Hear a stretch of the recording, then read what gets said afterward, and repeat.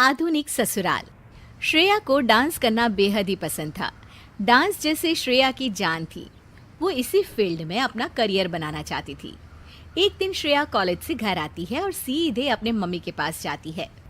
Mummy, आज हमारी college में शहर की सबसे अच्छे डांस एकेडमी वाले आए थे। उन्होंने एक डांस कंपटीशन रखा है। जो इस कंपटीशन में फर्स्ट आएगा उसे वो एकेडमी फ्री में डांस ट्रेनिंग देंगे। अगर उस डांस कंपटीशन में मैं जीत गई तो मेरा डांस कोरियोग्राफर बनने का सपना पूरा हो जाएगा। श्रेया, तुम पागल हो गई हो क्या? तुम जानती हो ये सब हमारे घर में नहीं चलता। पापा और दादाजी कभी तुम्हें इस बात की इजाजत नहीं देंगे। मम्मी प्लीज मुझे एक मौका तो देकर देखिए। अगर मैं सिलेक्ट नहीं हुई तो मैं आगे से इस बारे में कभी कोई बात नहीं करूंगी। Please mummy please. श्रेया, तुम एक अच्छे घर की लड़की हो, तुम्हें ये सब शोभा नहीं देता। अगर फिर भी तुम्हारी जिद है तो जाओ अपने दादाजी से बात कर लो। वैसे तो श्रेया अपने दादाजी से बहुत डरती थी, लेकिन वो ये मौका नहीं खोना चाहती थी, इसलिए हिम्मत करके अपने दादाजी से पूछ ही लेती है। दादाजी, मैं एक डांस कंपटीशन में पार्टिसिपेट करना चाहती हूँ। श्रेया, ये तुम क्या बोल रही हो?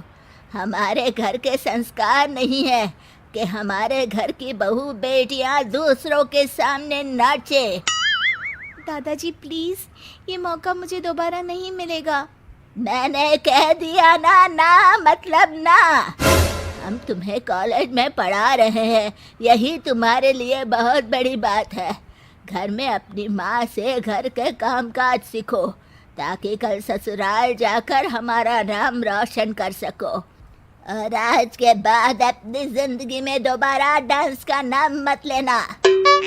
श्रेया बेहद दुखी हो जाती है और अपने कमरे में जाकर बहुत रोने लगती है। उस दिन के बाद से श्रेया को कभी डांस करने का मौका नहीं मिला। श्रेया की डांस करने की इच्छा दिल के कोने में कहीं दबकर ही रह जाती है।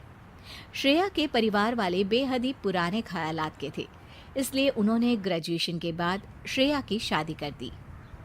वो अपने ससुराल आ गई और बखूबी अपने ससुराल का काम संभालने लगी, क्योंकि श्रेया को तो यही सिखाया गया था कि तुम एक लड़की हो, तुम्हारा काम सिर्फ घर संभालना है, अपने सपने पूरे करना नहीं।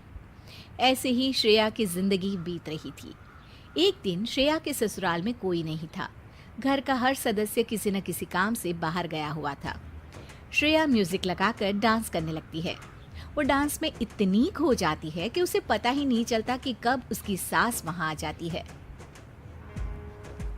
अरे श्रेया, तुम डांस भी करती हो? सास की आवाज सुनकर श्रेया घबराकर म्यूजिक बंद कर देती है। घबराहट में श्रेया के पसीने छूटने लगते हैं। वो सोचती है कि अगर इस बात की शिकायत उसके मायके में कर दी तो क्या होगा। माँ जी, मुझे माफ़ कर दीजिए, मुझसे गलती हो गई। अरे बेटा, इसमें माफ़ी मांगने वाली क्या बात है? हमें तो पता ही नहीं था कि हमारी बहू रानी इतना अच्छा डांस करती है, और तुमने हमें कभी बताया क्यों नहीं? श्रेया अपनी सास के मुंह से ऐसी बातें सुनकर आश्चर्य में रह जाती है। अरे बेटा, घबरा क्यों रही हो? बात करो मुझसे। जी, मुझे घर में मना किया गया था कि ससुराल जाकर मुझे इस बारे में कोई बात नहीं करनी है।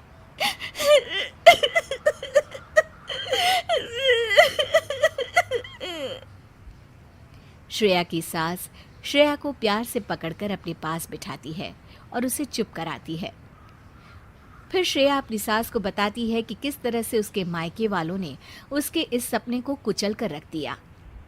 मुझे तो आश्चर्य होता है बेटा कि इस ज़माने में भी लोग बेटियों पर इतनी पाबंदी लगाते हैं। अब तू हमारे घर आ गई है, हमारे घर की बेटी है। हमारी बहू का सपना पूरा करना हमारी जिम्मेदारी है। मैं आज ही सुनील से बात करती हूँ कि वो तेरे लिए एक डांस क्लास खोल दे, ताकि तू अपना सपना भी पूरा कर पाए और तेरे ही जैसी और बहुत सी लड़कियों का भी। अपनी सास के मुंह से ये बात सुनकर श्रेया की खुशी का ठिकाना नहीं रहता। माँ जी, मैं आपका किस तरह से धन्यवाद करूं? मैं हमेशा आपकी आभारी रहूंगी कि आपने मेरे उस सपने को पूरा किया है, जिस सपने के पूरा होने की मैंने तो उम्मीद ही छोड़ दी थी। श्रेया के ससुराल वाले आधुनिक विचार वाले थे, इसलिए वो उसके लिए डांस क्लास खोलते हैं। धीरे धीरे श्रेया का डांस क्लास एक बड़े एकेडमी में तब्दील हो जाता है।